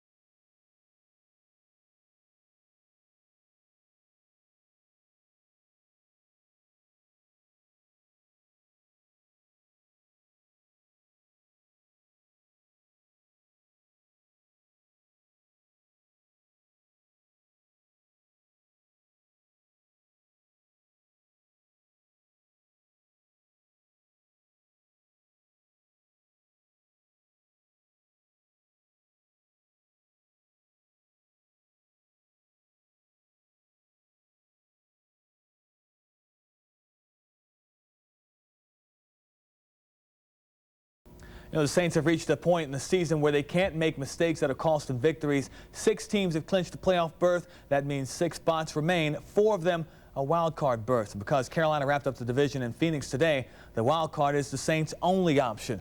Let's see what happened tonight inside the Dome. It was all good for the New Orleans Saints. First series of the game, just 2 minutes in, Aaron Brooks airing it out to Joe Horn. What a nice connection this was tonight. Joe, 50-yard touchdown. Saints up early, 7-0. Aaron Brooks dropping the ball once again in the first quarter. Giants would recover. That would cost the Saints 7 points because Giants would capitalize. How about Jesse Palmer to Vishant Chacon? The tough last name, Shancone. The touchdown, 10-7 Saints at that point, but Brooks comes right back, finds his favorite target once again. This time Joe Horn, 13 yards, 17-7 Saints. And check this out, Horn reaches underneath the padding there, pulls out a cell phone. I don't know who he's calling. Obviously, it's a gimmick thing there. But it would not make Jim Haslett happy. He lets him hear about it on the sideline. Since we can't have those 15-yard unsportsmanlike penalties, things would clean up, though. Special teams getting into the game. The blocked field goal attempt there by the Giants. Picked up, scooped up, scampered, and scored by Fred Thomas. 64 yards. The Saints in business, doing business, up 24-7. Everyone's got a pose. Yeah. Brooks in the third quarter. Check out the rocket on that one to Joe Horn.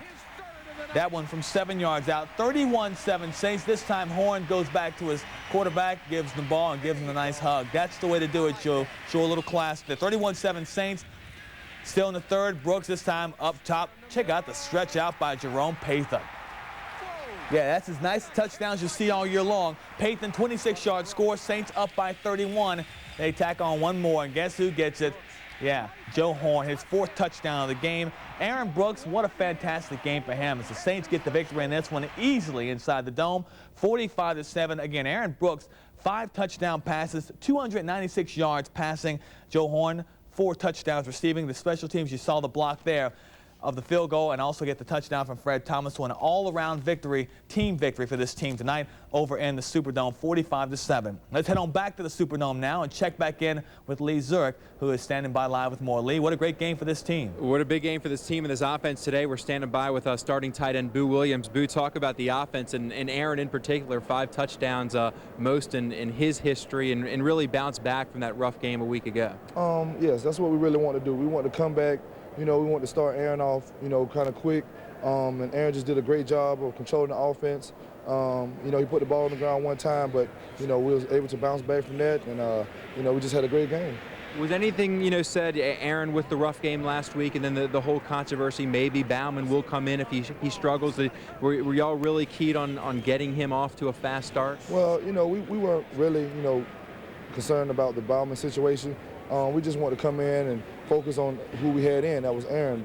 And like I said, he came in, he did a great job. He found, I guess, every receiver that was on the board, and he just did a terrific job.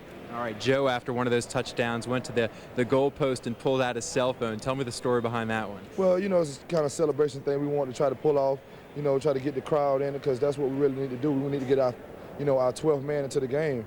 And, you know, me and Joe and some of the other receivers, we try to do some things to get our 12th man involved, and, you know, that was one of the things that was involved. Let's talk down the stretch, Boo. Mathematically, you're still alive. You can still make the playoffs. You obviously need some help, though. Yeah, we need some help, but we can't be concerned with other teams. We just got to come out and try to run a table and just keep playing football the way we did today. This team has been up and down, you know, all season long, has played well, then struggled. I guess the key now down the stretch, the last 2 games, you got to prove that you're a consistent team, right? Yeah, we got to prove that we're a consistent team. We got to come in, try to run the table, try to do some of the same things that we did today. And, you know, we know that our backs are against the wall, and we know that we can't not lose. He said that to the camera, too. Boo, thanks a lot. Good game tonight. Saints win it 44-7. We're going to come back here to the Superdome in a little while and hear from Jim Haslett, hear his post-game comments about the Saints' 7th victory of the season. Live inside the Superdome, I'm Lee Zurich, Channel 4, Eyewitness Sports 1. See you in a few minutes. All right, Lee, see you in just a few. Much more on tonight's Saints-Giants game still to come here on 4th Down on 4 in just a few minutes, including, as Lee said, what Saints head coach Jim Haslett thought about tonight's big victory over the Giants. Stay with us.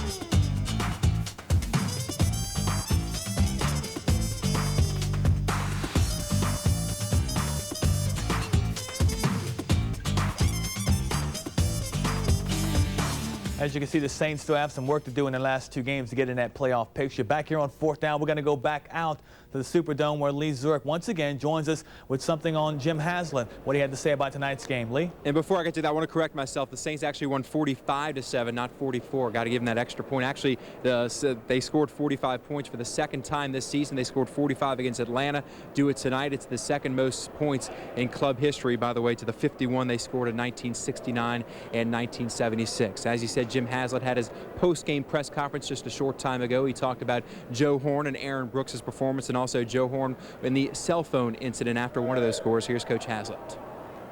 Well, you want to know the truth? That's bull. Okay, that's how I feel about that. But his performance was awesome. I thought he did a nice job. Made some great catches. Aaron threw the ball extremely well today. I thought all the receivers stepped to the plate today. I thought they did a nice job. Talk specifically about AB and really answering to all the questions that were posed last week. You know, Aaron understands you know, the circumstances of being a quarterback in the NFL, and I thought he did. I was proud of him. I thought he stepped to the plate today and he threw the ball. We came out right off the bat because we didn't. All our running game was kind of thrown out the window because we were going to be in regular most of the day running with Terrell, but we threw the ball around and Aaron did a nice job. He put the ball on the ground at one time, but it was I don't know if it was a snap or Aaron, but I was proud of him today. He did a nice job. Coach White. Yeah, he definitely did a nice job. The Saints get back to 7-7, 500 on the season after their win tonight over the Giants. Juan? Hey, Lee, I think the big difference in this game as opposed to last week, Aaron Brooks, his performance under a microscope, maybe getting benched if he didn't hold on to the ball tonight. Only 1 fumble and 5 touchdowns, really sharp like he was last week in the beginning. And you know, Aaron's looked sharp at times this season. He looked sharp in the first half last week against Tampa Bay. Now what Aaron and really the whole team has to prove, and we kind of talked about it with Boo Williams, is they've got to show that consistency over a stretch. And really for the Saints to make the playoffs, it's a long shot. It probably won't happen. But if they do, or even for the future, they gotta sustain that over time, over a longer period than a half or even a game, which they did today. But yeah, definitely a great game by Aaron Brooks and Joe Horn and the entire Saints offense, and really defense did a great job of shutting down the Giants as well. Juan? All right, Lee, be nice to finish strong in December for the first time in 3 years. Thanks very much, Lee, and thank you for staying up with us for another edition of 4th Down on 4. I'm Juan Kincaid. Have a great week. We'll see you right back here next Sunday night. Years ago, North Texas coach Darrell Dickey would have done well to invest in a timeshare in the French Quarter. Of course, he didn't know at the time that he and his North Texas Mean Green would be here 3 straight years around the holidays for the New Orleans Bowl. Dickey and his team and Tommy West and his Memphis Tigers were the guests of honor at a luncheon at the Sheraton today on the eve of the meeting in the first bowl game of the season tomorrow night. I asked Dickey if being here 3 straight years was an advantage because of the experience factor or a disadvantage because the excitement of a bowl game might have worn off.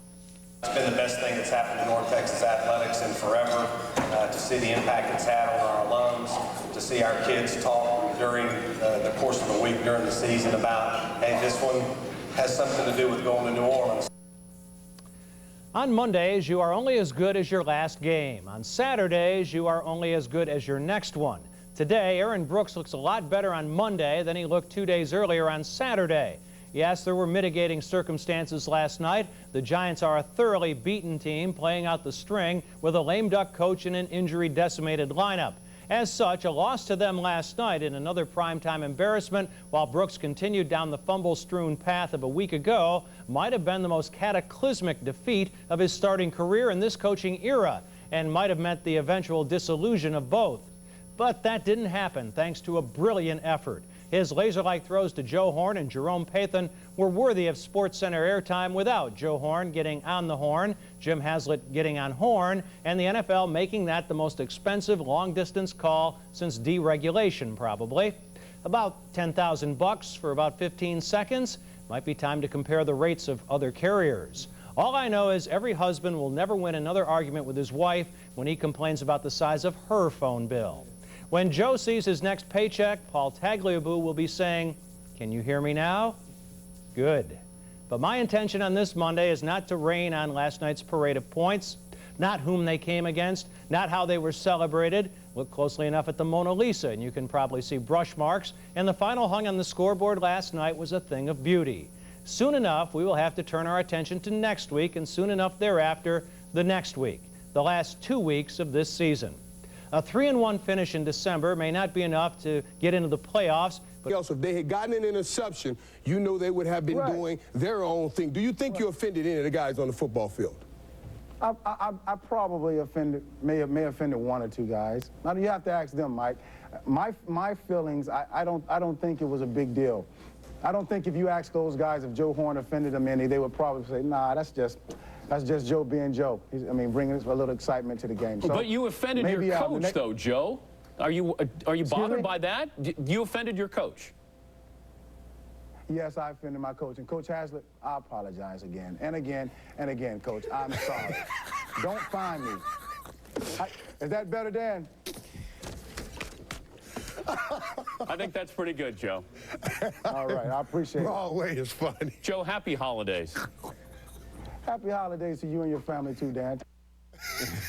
He actually said that he told his kids that he was going to do it just to say hello to them. Now, the fact is, he was right about one thing. It didn't hurt anybody. Where do you guys stand on whether or not he should have done it? I just don't like it. I don't like it. But my thing is, as a defensive player, if I had the opportunity, I don't care if there's a phone in the end zone or no phone in the end zone. You're not going to get a chance to make a call because I don't plan on letting you get there. But I just don't like it. I don't think it has anything to do with the team concept of winning. A lot goes into a wide receiver making a catch for a touchdown. Right. But I know you disagree with that. No, and I don't have a problem with it because I understand this.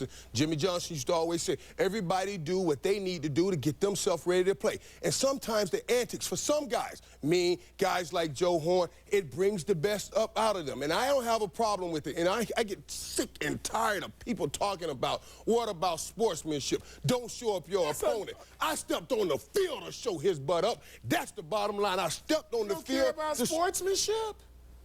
Who I'm playing against? No, I said sportsmanship. I'm a nice guy. That's a concept. I'm a nice guy when I lead a field. When we on the field, buddy, you better get your butt out of my way. How is taking a cell phone from the end zone to entertain, because that's what it's doing, to entertain, how is that poor sportsmanship to your opponent? It's not. It shows up it's the not. Giants. Says it shows who? Up your Says opponent. who? I'm trying to the show Giants, up the Giants. Joe Horn said that the Giants didn't mind. Joe Horn said that the Giant players were laughing. The Giants Even players if were they smiling. did mind, why would he care? They're not his teammates. I'm not out here to be their friend. Y'all missing the point. Help me out, old school. Wait. Here's where the problem is. It was not a spontaneous. If it's spontaneous, you get excited about making a play. It was premeditated. It was thought out that he was going to celebrate if he scored a touchdown. I think football is every celebration is premeditated. Well, not all of them. Every man sits home, Jaws, and think about, well, if I score a touchdown, this is what I want to do. Yes, you do. No, wait. Marvin Harrison tosses the ball. How many touchdowns have you guys scored? A lot. Okay. No, you didn't go in the end zone, Jaws. You stopped lying. I scored 4. Four. You didn't go into any game thinking you were going to score touchdowns. You went in games thinking, I just got to hit somebody in the mouth. I know I went in every game thinking, I'm going to score a touchdown, and here's what I will do. It is what kind of possibility, Tom? If I'm in the operating room and the doctor flips a scalpel and it comes out and he catches it, it doesn't do me any harm, but I don't like it. I don't have to like it. It is entertaining, and if anyone says it's not entertaining, we're hypocrites to a degree. There are a lot of people. There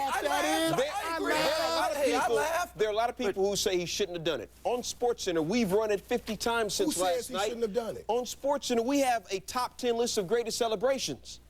Right. Somebody's appreciating. Look, I will say this: if the Giants don't have a problem with it, I have a problem with that.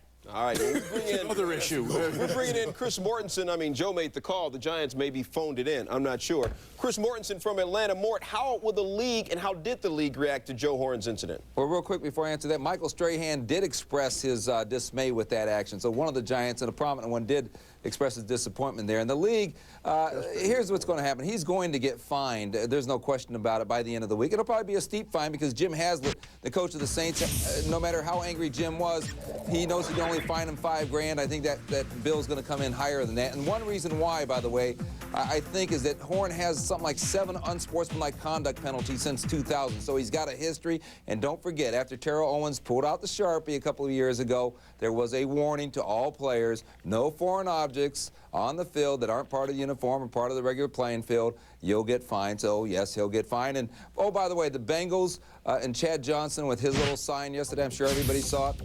Yes, Chad Johnson will get fined too, because that was a little sign that he had made and put by the end zone there, saying, please don't fine me. Well, guess what, Chad? Maybe your Pro Bowl bonus will cover that fine. All right, more at the Falcons.